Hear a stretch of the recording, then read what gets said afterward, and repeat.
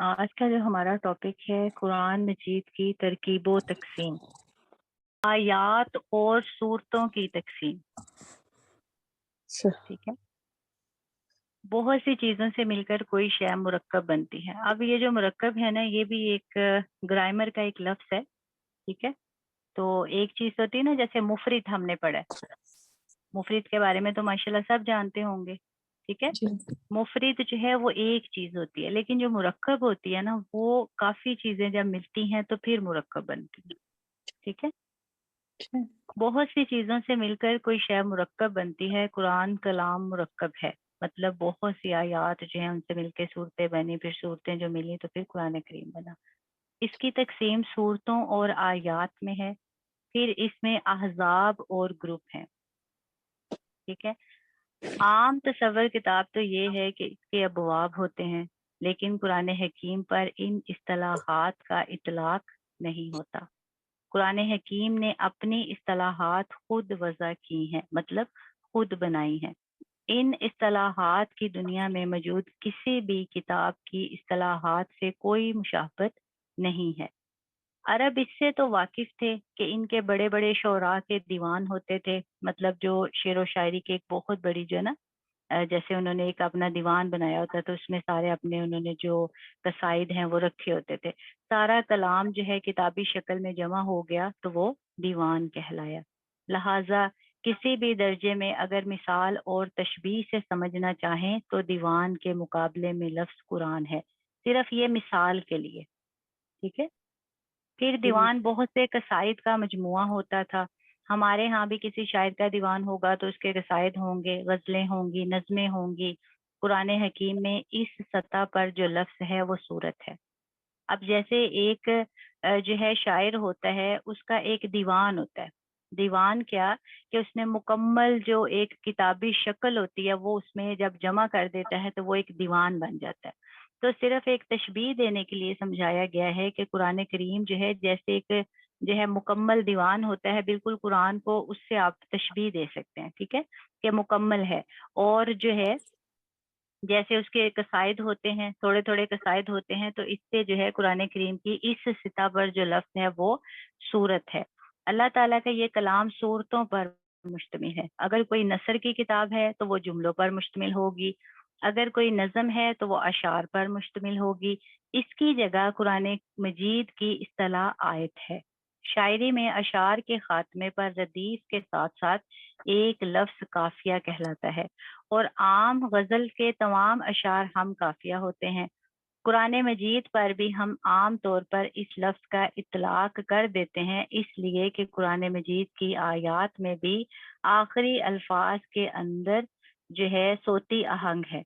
अब आपने देखा होगा ना, जैसे आप माशाल्लाह देखें सूरत अल रहमान, अर रहमान अल्लमल कुरान। ठीक है, मतलब आखिर में जाके जो है ना वो जो हरूफ हैं वो मिलते हैं, एक जैसे हरूफ होते हैं। यहाँ इन्हें फवासिल कहा जाता है। काफिया का लफ्ज इस्तेमाल नहीं किया जाता कि किसी भी दर्जे में शेर के साथ कोई मुशाहबत ना पैदा हो जाए।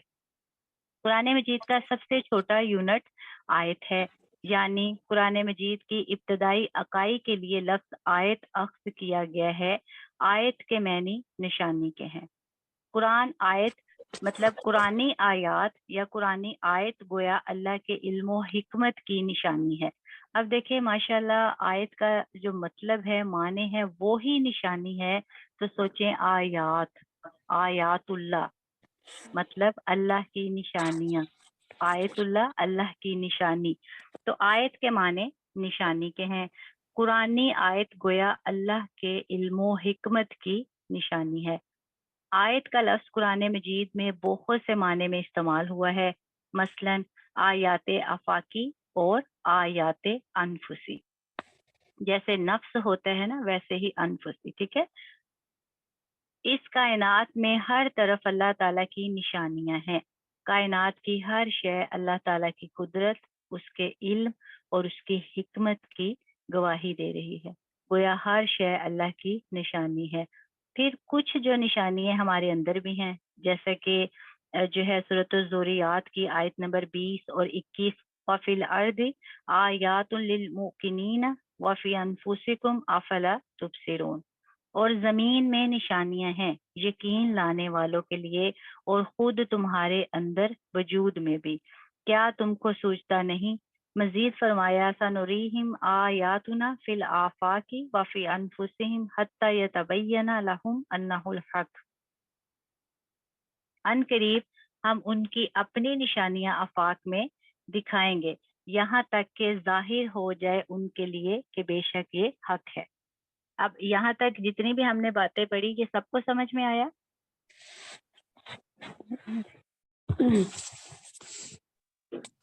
یہاں تک جو ہم نے پڑھا وہ سب کو سمجھ آیا، اس کا معنی مفہوم؟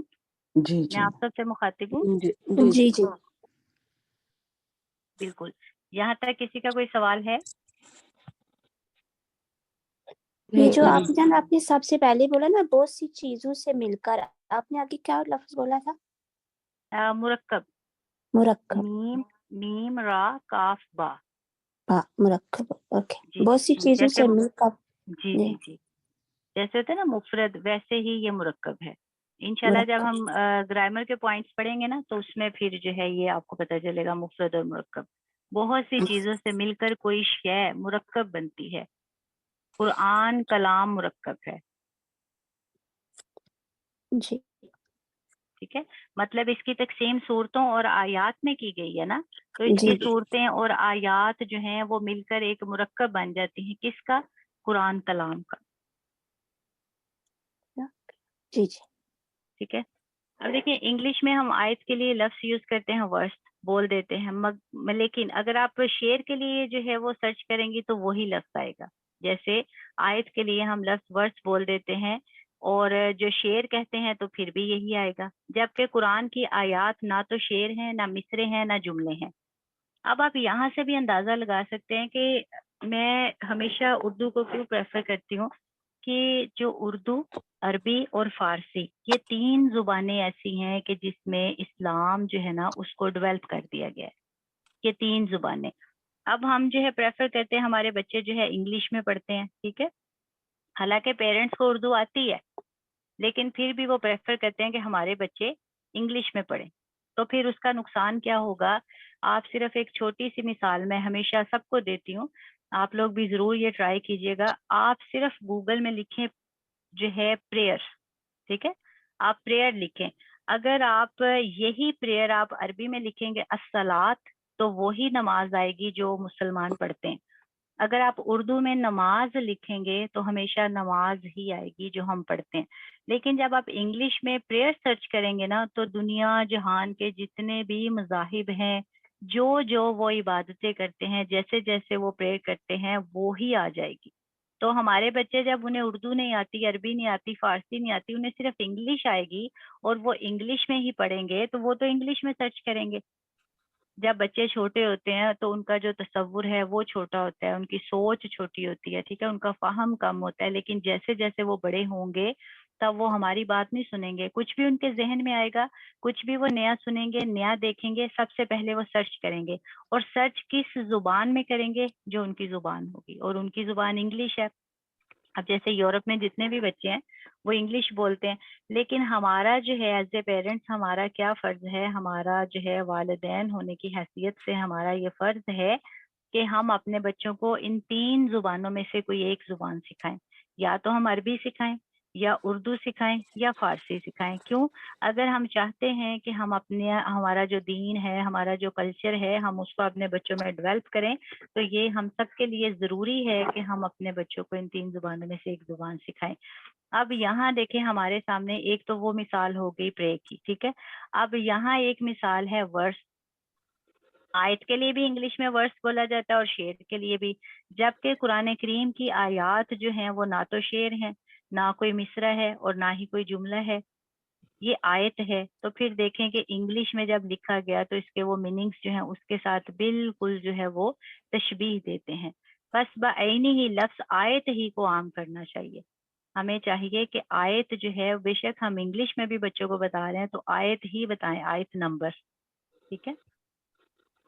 اسی طرح کچھ آیات آفاقی ہیں، اب جیسے کہ ہم نے پڑھا کہ جو آیات ہیں وہ اللہ تبارک و تعالیٰ کی علم و حکمت کی نشانیاں ہیں۔ اب یہ جو نشانیاں ہیں اس میں سے کچھ جو آیات ہیں وہ آیات آفاقی ہیں یعنی اللہ کی نشانیاں، کچھ آیات انفسی ہیں وہ بھی اللہ کی نشانیاں ہیں، اور آیات قرآنیہ بھی در حقیقت اللہ تعالیٰ کی حکمت بالغہ اور علم کامل کی نشانیاں ہیں۔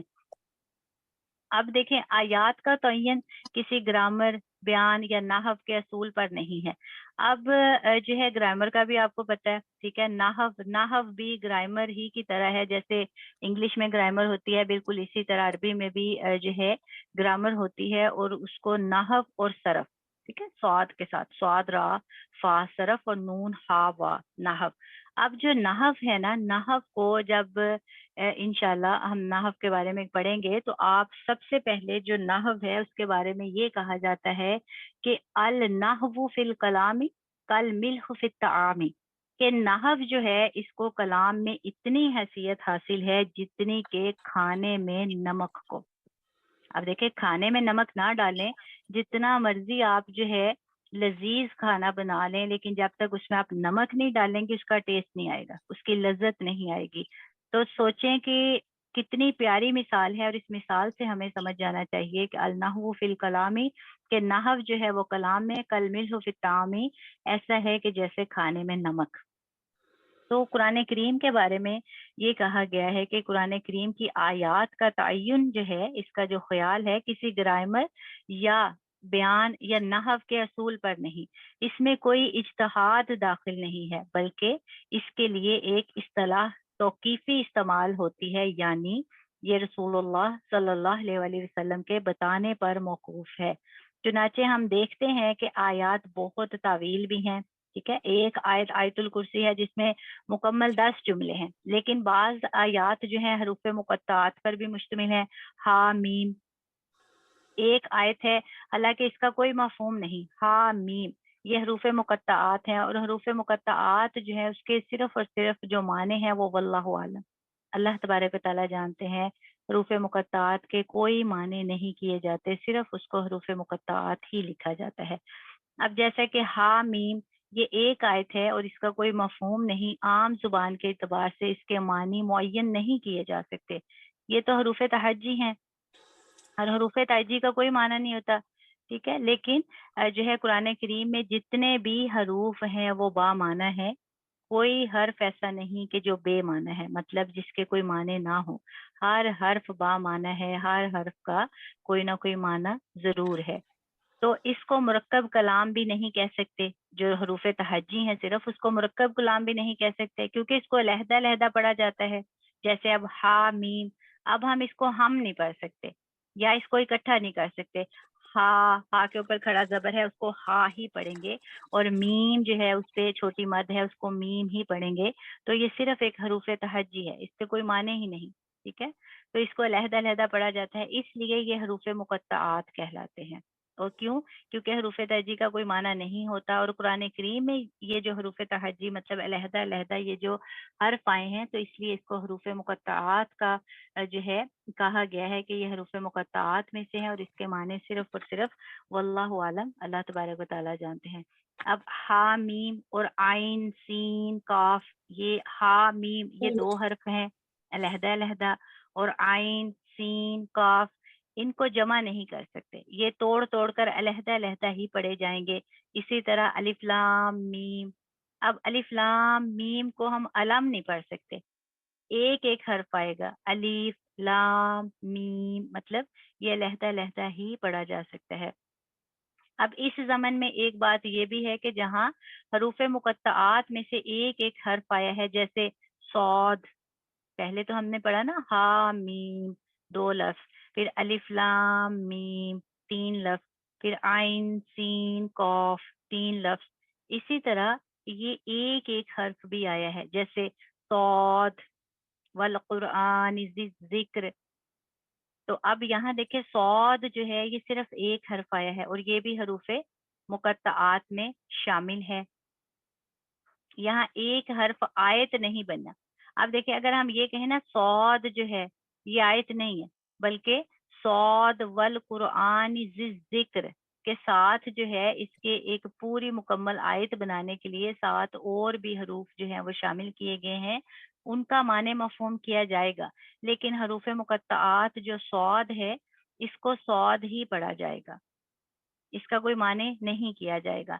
اسی طرح الف لام را 3 حروف ہیں، اور یہ جو ہے یہ مکمل آیت نہیں، یہ صرف اس کو بھی صرف 3 حروف ہی پڑھیں گے، الف لام را۔ اب نبی کریم صلی اللہ علیہ وسلم سے یہ ہمیں معلوم ہوا ہے کہ یہ جو ہے حروف مقطعات ہیں۔ جب قرآن کریم کا ہم ترجمہ پڑھیں گے تو کہیں بھی اگر یہ حروف آئیں گے تو صرف وہاں یہی ہم پڑھیں گے کہ حروف مقطعات، وہاں اس کا کوئی معنی جو ہے وہ نہیں کیا جائے گا۔ البتہ نبی کریم صلی اللہ علیہ وسلم ان سے جیسے کہ مختلف روایات میں ہے، اس لیے اس پہلو سے کہیں کہیں فرق واضح ہوا ہے، چنانچہ آیات قرآنیہ کی تعداد متفق علیہ نہیں ہے۔ اب جب ہم احادیث کی روشنی میں یہ سمجھتے ہیں، پڑھتے ہیں، سیکھتے ہیں، تو وہاں ہمیں پتہ چلتا ہے کہ جو قرآن کریم کی آیات ہیں اس سے مختلف روایات ہیں، اس کی جو تعداد ہے اس کے بارے میں اختلاف ہے، اس لیے اس پہلو سے کہیں کہیں فرق واضح ہے، چنانچہ آیات قرآنیہ کی تعداد جو ہے متفق علیہ نہیں ہے۔ اس پر تو اتفاق ہے، قرآن کی آیات کی جو تعداد ہے وہ 6000 سے زائد ہے، لیکن بعض کے نزدیک کم و بیش 6216، بعض کے نزدیک 6236 اور بعض کے نزدیک 6666۔ اس کے مختلف اسباب ہیں۔ بعض صورتوں کے اندر آیات کے تعین میں بھی فرق ہے، لیکن یہ سب کسی کا اپنا اجتہاد نہیں ہے، بلکہ سب کے سب اعداد و شمار حضور اکرم صلی اللہ علیہ وسلم سے نقل ہونے کی بنیاد پر ہیں۔ ایک فرق یہ بھی ہے کہ آیت بسم اللہ قرآن حکیم میں 113 مرتبہ صورتوں کے شروع میں آتی ہے، کیونکہ صورتوں کی تعداد جو ہے وہ 114 ہے، اور ان میں سے صرف ایک سورت التوبہ کے شروع میں بسم اللہ نہیں آتی۔ اگر اس کو ہر مرتبہ شمار کیا جائے تو 113 تعداد بڑھ جائے گی، ہر مرتبہ شمار نہ کیا جائے تو 113 تعداد کم ہو جائے گی۔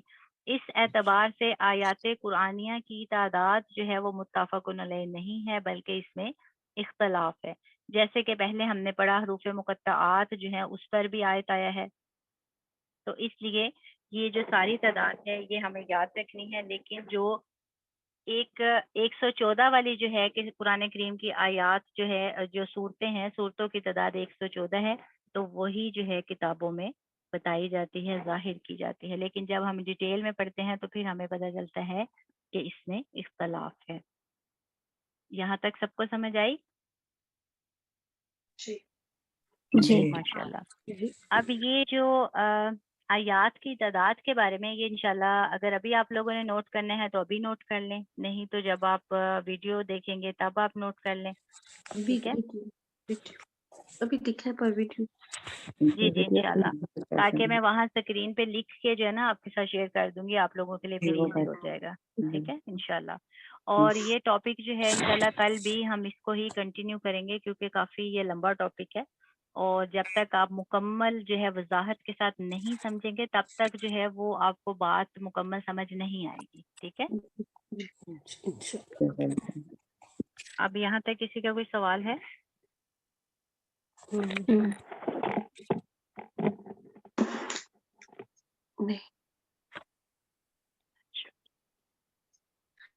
چلیں ٹھیک ہے، پھر مجھے اجازت دیں، دعاؤں میں یاد رکھیے گا۔ جزاکم اللہ خیر، السلام علیکم ورحمۃ اللہ وبرکاتہ۔ اللهم إني أسألك حبك وحب من يحبك والعمل الذي يبلغني حبك. اللهم اجعل حبك أحب إلي من نفسي وأهلي ومن الماء البارد يا الله.